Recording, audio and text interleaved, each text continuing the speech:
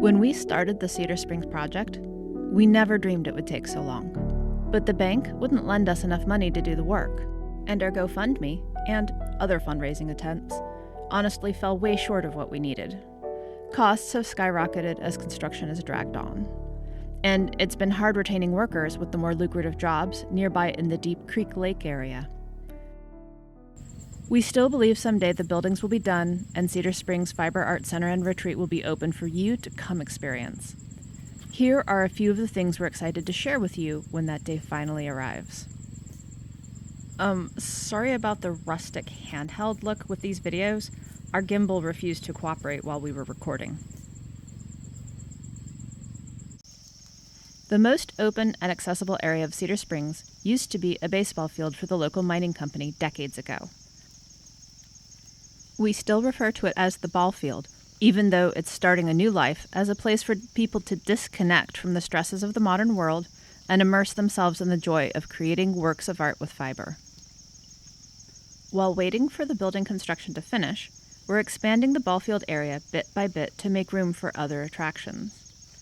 We definitely need room for a dyer's garden, as well as a small fiber animal pen, and a barn, of course.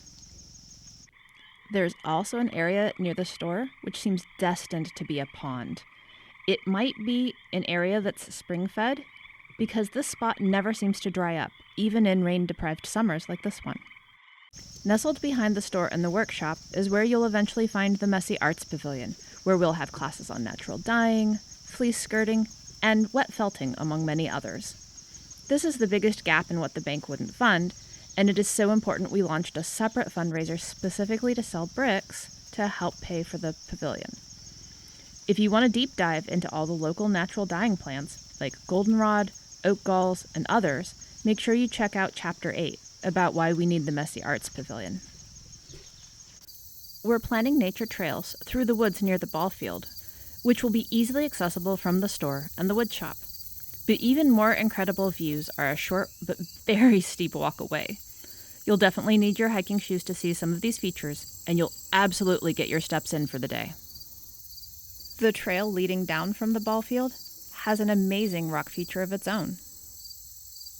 At the bottom of the hill is some of our most stunning scenery, including the cliff face we refer to as Rhododendron Ridge.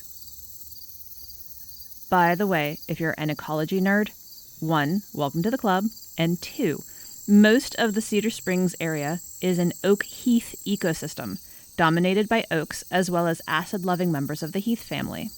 Most people are familiar with blueberries, but also rhododendrons, azaleas, mountain laurel, all the way down to the tiny little eastern teaberry.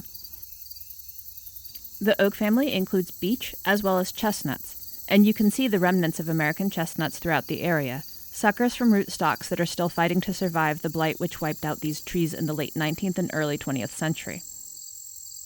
The birch family is very present as well, notably in the form of sweet birch, useful for medicinal, food, and natural dyeing purposes. In the opposite direction from Rhododendron Ridge lie the trails that lead to the more distant locations at Cedar Springs.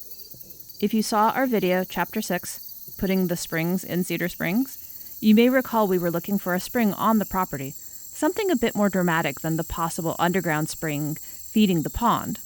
We finally found one. Unfortunately, it's just outside of our property line. The spring feeds a small creek, which gushes following rainy weather and trickles otherwise.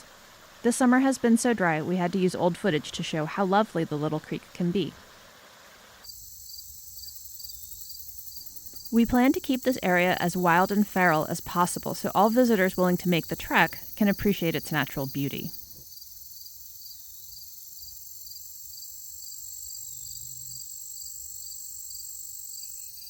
Back on the ball field following the hike, an afternoon thunderstorm has moved in. The downpour ends our day's work expanding the ball field and healing the forest by removing weak and diseased trees. But we're grateful for rain and the nourishment it brings for the pond, spring, creek, and local plants and wildlife. As well as our newly introduced little eastern red cedar tree. See, we finally have both, the cedar and the springs. And we know we'll eventually be open.